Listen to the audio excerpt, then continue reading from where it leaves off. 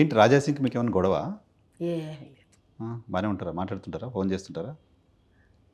ఇప్పుడు ఫోన్ చేస్తూ ఉంటారంటే మళ్ళీ పెద్ద ప్రశ్న పార్టీ నాయకులే కదా, పార్టీ నాయకులు కదా. అట్లా అంటే నేను ప్రత్యేకించి ఏ రాజకీయ నాయకులకు కూడా నేను అదే పని ఫోన్ చేసి మాట్లాడడం లాంటివి ఉండవు.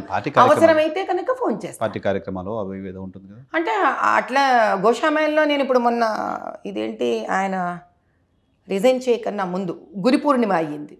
అప్పుడు ఆయన ఫోన్ చేస్తాను, ఇట్లా మీ కాన్స్టిట్యువెన్సీకి వస్తున్నానండి, ఒక మాదిగ డప్పు కొట్టేవాళ్ళు ఉన్నారు, వాళ్ళకి గురివందనం ఇచ్చుకున్నాను. దాని తర్వాత ఒక స్కావెంజర్ ఎస్సీ కమ్యూనిటీ నుంచి ఒక అతను దంగల్ టీచర్, అతనికి గురువందన ఇచ్చాను. అలా నేను అందరికీ పొద్దుటి నుంచి కనీసం ఒక 20 మందికి గురువందన ఇచ్చాను. ఆ కాన్స్టిట్యువెన్సీ వెళ్ళినప్పుడు వాళ్ళకి ఫోన్ చేస్తాను, మీ కాన్స్టిట్యువెన్సీ వచ్చాను. అటెండ్ అయ్యారా? లేదు. గొడవ ఉందా? ఆయన ఏదో మీ గురించి వ్యతిరేకంగా మాట్లాడడం చూసా. నా గురించి అతన్నా? ఇంకా అది అతన్నే అడగాలి మీరు. నా గురించి ఎదుటి వాళ్ళు మాట్లాడితే వాళ్ళని అడగాలి, నేనేం చెప్తాను? అతను చెప్పాల్సింది చెప్పేశాడు.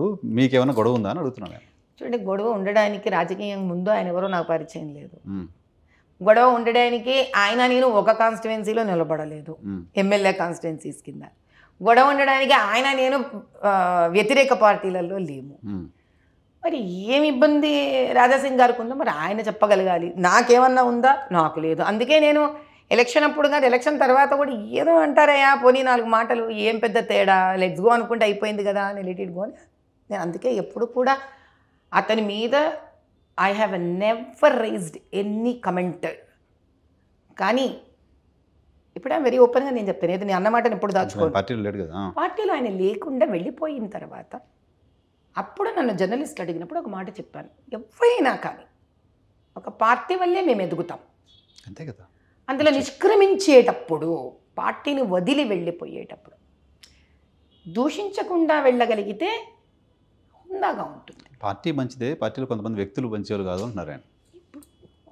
అమిత్ షా మంచోడే, మోడీ మంచోడే, మిగతా అంతా వేరే చేరారు అంటున్నాడు. అయ్యా, ఒక 5,000 ఒకలా ఉండవండి. ఏ పార్టీలో అందరూ బాగున్నారు చెప్పండి? శశి తరూర్ గారినే అంత పెద్ద నాయకుడు ఆయన, ఆయనకే ఆయన పార్టీ నుంచి ఎన్ని తిట్లు ఉన్నాయి. ఇప్పుడు ఎందుకు మీకు కొత్తలో అంబేద్కర్ గారి గురించే చెప్పాను. పెద్ద పెద్ద మహానుభావులకే తప్పలేదు. పార్టీ అంటేనే కొంతమందితో కలిసి తయారయ్యారు. సో విభేదాలు అన్నమాట నిజమేనా? అంటే అందరూ మన కుటుంబంలోనే విభేదాలు ఉంటాయండి. ఏ కుటుంబం విభేదం లేని ఒక కుటుంబం పేరు భరించలేని స్థాయిలో ఉందేమో. అది వాళ్ళ ఉద్దేశం ఉంటుండొచ్చండి, అది నేను కాదనట్లేదు. రాజాసింగ్ గారు ఏ ఇబ్బందులు పడుతున్నారో అది ఆయనకు తెలిసిన ఆయన నిజాలు, అవి నాకు తెలియనప్పుడు నేను దాని గురించి విమర్శించలేను.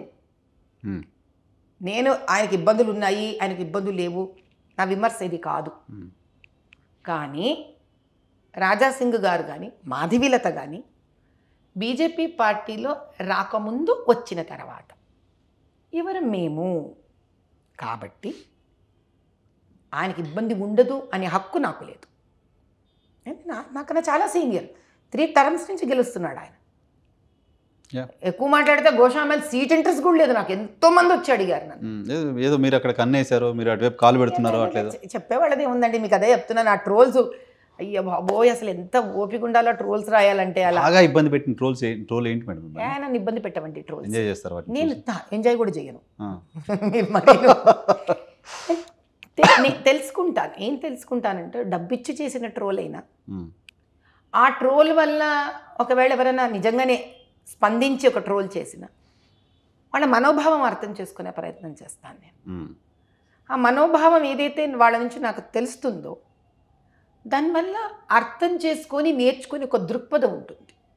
So I always read more after a troll. అంటే ఒక ట్రోలు ఆ వ్యక్తి ఎందుకు నా మీద ట్రోల్ చేశాడు, ఏదైనా ఉండని, అది ఆ అబ్బాయి చేశాడా, డబ్బులు ఇచ్చి చేయించారా, దాంతో నాకు సంబంధం లేదు. భారతీయ జనతా పార్టీలో పెద్ద పెద్ద నాయకులు చాలా మంది ఉన్నారు, వాళ్ళు ఎవరూ లేరు. మాధవీలత మాత్రం ఒక ట్రోల్ మెటీరియల్ అయిపోయారు అని అనిపించట్లా? అటువంటి విమర్శలు నాకు అంటే వాళ్ళకి ఎన్ని ట్రోల్స్ అవుతున్నాయో నేనేం చదవను కదా, అందరికీ ఉండొచ్చు, మీకు తెలియాలి, నాకు తెలియదు. నాకు పెద్ద వాటి మీద తేడా పడదండి. నేను ఎప్పుడైనా ఒకటే చెప్తానండి, నేను చేసే పని నా అంతరాత్మకు ఇది తప్పు అనిపించేంత వరకు నాకు ఎటువంటి ఇబ్బంది ఎవరి మీద లేదు. Okay, super. నాకు తప్పు అనిపించిన నాడు నేను కృంగిపోతాను. ఇంకా అసలు నాకు ఒక ట్రోల్ కూడా నన్ను అంత కృంగ దిగలేదు.